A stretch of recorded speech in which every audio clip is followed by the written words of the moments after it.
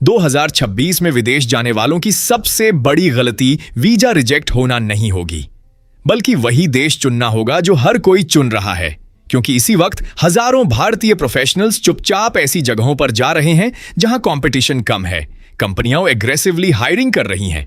और सबसे दिलचस्प बात यह है कि इनमें से एक जगह पर कुछ प्रोफेशनल्स टैक्स और खर्चों को समझदारी से मैनेज करके उम्मीद से कहीं ज्यादा बचत कर रहे हैं, जबकि दूसरी जगह पर दुनिया की सबसे बड़ी कंपनियों के साथ काम करने का मौका मिल रहा है, बिना कई लोकप्रिय देशों जैसी लंबी वेटिंग और अनिश्चितता के। सवाल यह है कि आखिर ऐसा क्या है जो बहुत से लोग अभी भी मिस कर रहे हैं।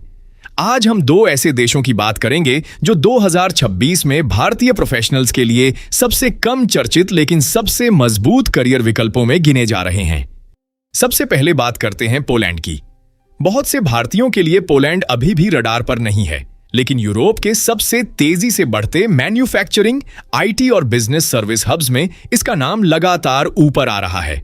ज्यादातर लोग पोलैंड का नाम सुनते ही सोचते हैं एक शांत पुराने जमाने का यूरोपीय देश जहां शायद बहुत ज्यादा मौके नहीं होंगे, लेकिन 2026 का पोलैंड इस धारणा को पूरी तरह तोड़ चुका है। आज पोलैंड और खासकर उसका शहर क्राकोव पूरे सेंट्रल और ईस्टर्न यूरोप का सबसे बड़ा ग्लोबल बिजनेस सर्विसेज हब बन चुका है। यहां एक ऐसी बात है जो बहुत कम लोग जानते हैं। पोलैंड में बीपीओ, शेयर्ड सर्विस और आईटी सेंटर मिलाकर 4 लाख से ज्यादा लोगों को रोजगार देते हैं, और क्राकोव में ही देश के किसी भी शहर से ज्यादा आईटी कंपनियां और सबसे बड़ी संख्या में आईसीटी स्पेशलिस्ट्स मौजूद हैं। यही वजह है कि गूगल, एबीबी, शेल, क्योनन और अब रोल्स रॉयस जैसी कंपनियां भी यहां अपने ग्लोबल कैपेबिलिटी सेंटर खोल रही हैं। इसका मतलब है कि टेक्नोलॉजी, फाइनेंस, डेटा और इंजीनियरिंग से जुड़े प्रोफेशनल्स के लिए यहां लगातार नए दरवाजे खुल रहे हैं। लेकिन सिर्फ कंपनियों की मौजूदगी ही पोलैंड को खास नहीं बनाती। असली फर्क वहां का इंटरनेशनल वर्क एनवायरनमेंट बनाता है। यूरोप के कई देशों में लोकल भाषा सीखना लगभग मजबूरी बन जाता है, लेकिन पोलैंड की बड़ी मल्टीनेशनल कंपनियों और आईटी ऑफिसों में अंग्रेजी में काम करना बिल्कुल सामान्य बात है। हाँ, अगर आप लंबे समय तक वहीं बसना चाहते हैं तो पोलिश भाषा सीखना आगे चलकर फायदा जरूर देता है, लेकिन शुरुआत के लिए अंग्रेजी काफी होती है। अब बात करते हैं पैसे की। पोलैंड में आईटी, इंजीनियरिंग, साइबर सिक्योरिटी और डेटा जैसी फील्ड्स में भारतीय प्रोफेशनल्स अच्छी सैलरी कमा सकते हैं। हो सकता है यह आंकड़ा जर्मनी या स्विट्जरलैंड जितना बड़ा न लगे, लेकिन यहां एक बात बहुत लोग भूल जाते हैं, कमाई नहीं, बचत ज्यादा मायने रखती है। अगर आप वॉर्सो की बजाय क्राकोव, व्रोक्लो या पोजनान जैसे शहरों में रहते हैं तो किराया और रोजमर्रा का खर्च काफी कम हो जाता है, जबकि सैलरी लगभग वैसी ही बनी रहती है। यही वजह है कि कई प्रोफेशनल्स की इफेक्टिव सेविंग्स उम्मीद से कहीं बेहतर रहती हैं। पोलैंड में क्वालिटी ऑफ लाइफ भी उतनी ही अहम भूमिका निभाती है। सार्वजनिक परिवहन भरोसेमंद है, शहर सुरक्षित माने जाते हैं, हेल्थ केयर सिस्टम मजबूत है और वर्क लाइफ बैलेंस यूरोप के दूसरे बड़े देशों जैसा ही अच्छा है। इसके ऊपर पिछले कुछ वर्षों में पोलैंड में भारतीय समुदाय तेजी से बढ़ा है। बड़े शहरों में भारतीय रेस्टोरेंट, ग्रोसरी स्टोर और प्रोफेशनल नेटवर्क आसानी से मिल जाते हैं, यानी शुरुआत बिल्कुल अकेले नहीं करनी पड़ती। वीजा के मामले में अगर किसी पोलिश कंपनी से जॉब ऑफर मिलता है तो वही कंपनी वर्क परमिट की प्रक्रिया शुरू करती है और कुछ वर्षों तक लगातार काम करने के बाद लॉन्ग टर्म रेजिडेंसी का रास्ता भी खुल सकता है। हालांकि इमिग्रेशन नियम समय समय पर बदलते रहते हैं, इसलिए आवेदन से पहले आधिकारिक वेबसाइट से जानकारी जरूर चेक करें। लेकिन अगर आपका सपना सिर्फ यूरोप में नौकरी करना नहीं बल्कि दुनिया की सबसे बड़ी ग्लोबल कंपनियों के साथ काम करना है, तो अगला देश शायद आपको और भी ज्यादा पसंद आए। दूसरा देश है सिंगापुर।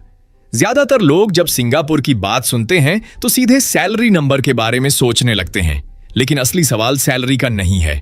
असली सवाल यह है आपका करियर कितनी तेजी से आगे बढ़ता है। कल्पना कीजिए 2 प्रोफेशनल्स की, दोनों एक जैसी स्किल्स के साथ काम शुरू करते हैं।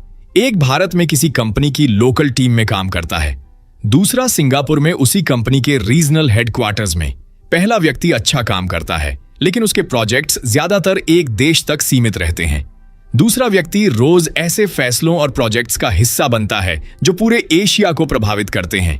कुछ वर्षों बाद दोनों के करियर की रफ्तार में जमीन आसमान का फर्क आ जाता है, और यही सिंगापुर की असली ताकत है। सिर्फ सैलरी नहीं, बल्कि वह ग्लोबल एक्सपोजर जो करियर को कई गुना तेजी से आगे बढ़ा देता है। यह कोई इत्तेफाक नहीं है।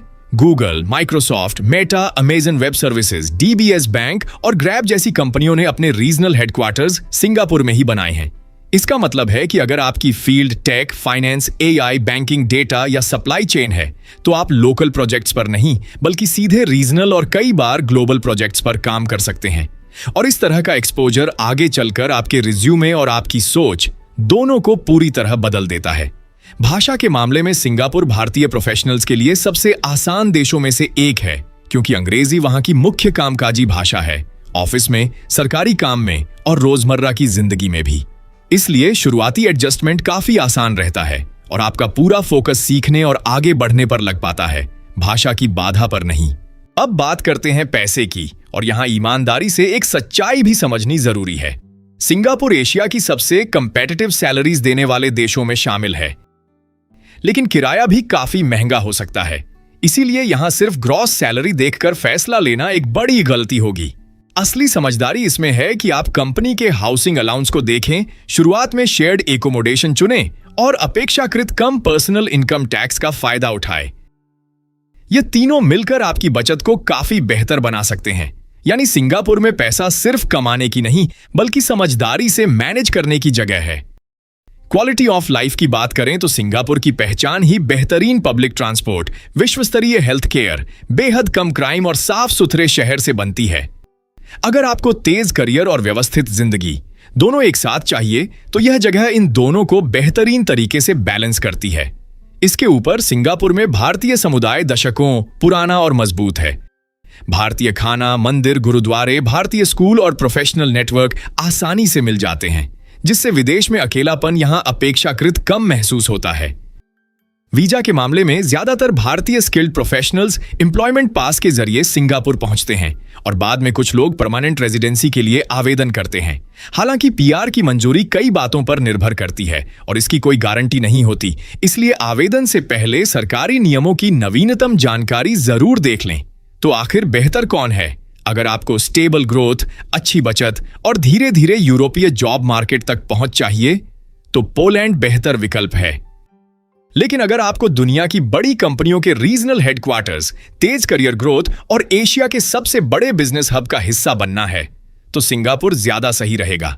पोलैंड सेव करना सिखाता है, सिंगापुर तेजी से आगे बढ़ना सिखाता है। सही जवाब इस पर निर्भर है कि आप इनकम मैक्सिमाइज करना चाहते हैं या ग्लोबल करियर एक्सपोजर। अब सवाल यह है, अगर आपको आज इन दोनों में से सिर्फ एक देश चुनना हो, तो आप किसे चुनेंगे?